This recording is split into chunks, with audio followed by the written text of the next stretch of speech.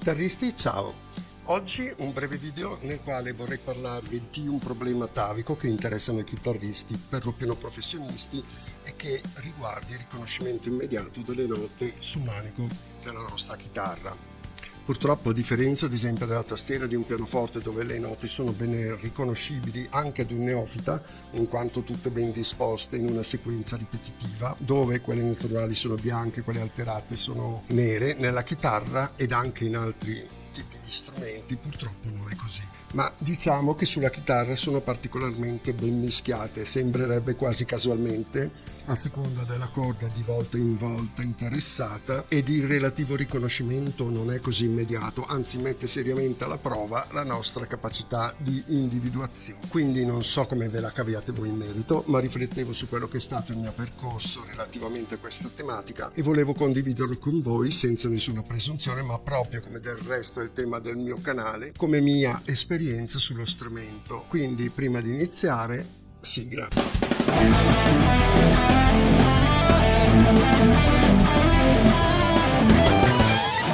Mi ricordo che un giorno ero ad una masterclass del grandissimo Luca Colombo e proprio in apertura lui spiegava dell'importanza del conoscere la teoria musicale, del problema che appunto abbiamo noi chitarristi nell'individuare le note sul manico della chitarra, e proprio in quel momento guardò verso di me e mi domandò: che nota è questa?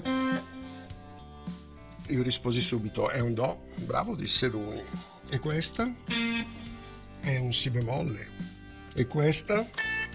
È un la. Bene, disse lui, tu sei un caso raro. Ora dico questo non per vanteria, ma perché ho riflettuto sul perché in effetti io fossi consapevole di quel che mi veniva chiesto, che a me veniva anche in maniera spontanea, e qual era stato il mio percorso che mi aveva permesso di imparare ciò. In effetti noi chitarristi siamo abituati a suonare in modo più basato sulle geometrie di certe diteggiature e posizioni, che prescindono dal conoscere esattamente il nome della specifica nota che stiamo suonando, magari pur sapendo all'interno di quale tonalità ci stiamo muovendo. Mi ricordo da giovane, quando studiavo la chitarra, mi approcciavo allo strumento attraverso la pratica e la teoria musicale. Le tablature all'epoca non esistevano e se leggevi le note sul rego musicale non avevi una posizione ben precisa, come di fatto viene adesso, ma la puoi individuare in vari punti del manico sulla base delle indicazioni della partitura stessa. Ad esempio, un do scritto a metà del pentagramma può essere individuato in più posizioni. Ad esempio, potrebbe essere qui,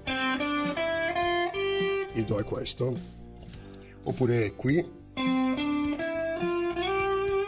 il do è questo, oppure qui, e via dicendo. Ciò comporta che puoi suonare in varie posizioni, ma noi sappiamo che a secondo della posizione che utilizzi lo strumento ti regala alcune sfumature che in altre posizioni non riesci a rendere così bene. La tablatura invece ti dice esattamente in quale punto preciso del manico, su quale corda e su quale tasto quella nota debba essere suonata. Se dovessi suonare il do qui, mi troverai scritto 5, se lo dovessi suonare qui mi troverai scritto 10 sulla corda re. Io poi, utilizzando spesso software come Guitar Pro, sia per studiare ed esercitarmi, sia per scrivere i miei brani, o anche solo dei brevi leak per fare in modo di non dimenticarmeli o comunque di poterli recuperare anche a distanza di tempo, mi sono abituato a questa relazione tra corda, numero di tasto e nota. Quindi, premettendo che a posteriori ho ricostruito questa metodologia che mi ha riguardato, con tutta l'umiltà del caso ve la riporto, non certo con l'intenzione di darvi un metodo in tal senso, anche se secondo me lo può essere. Spero che possa tornarvi utile come di fatto è stato utile a me, ed anche se qualcuno potrebbe in effetti sembrare, come si suol dire, tra virgolette, la scoperta dell'acqua calda. In uno dei miei video precedenti vi avevo lasciato un numero che era il seguente: 8, 10, 3, 5, 1, 8. Magari vi sarete chiesti, o forse no, che numero fosse. Per me è soltanto la formula o l'indirizzo della nota do sul manico della chitarra, partendo dalla corda più grave, il mi basso, fino ad arrivare al mi cantino nella prima porzione del manico. Infatti, per i numeri che vi avevo dato, ho 8 per il do, 3, 10, 5, 1, 8. Ora potrebbe sembrarvi una complicazione associare il numero di tasto ad una specifica nota. Uno dice: già faccio fatica a ricordarmi la nota, adesso devo ricordarmi anche il numero del tasto sulla corda. Ma per il nostro cervello e per come funziona la memoria fotografica la cosa invece è molto più semplice. Già noi siamo abituati ad orientarci sul manico prendendo a riferimento i capotasti, ossia i pallini in questo caso neri o bianchi a seconda del tipo di legno del manico, e questo vuol dire che inconsapevolmente o meno già applichiamo questo schema mentale conoscendo così il nome di qualche nota. Nel nostro caso sappiamo per esempio quando utilizziamo le pentatoniche che qui abbiamo la posizione del Sol, questo del La, qui il Si, qui abbiamo il Mi, il Do diesis, quindi se dobbiamo usare per esempio una pentatonica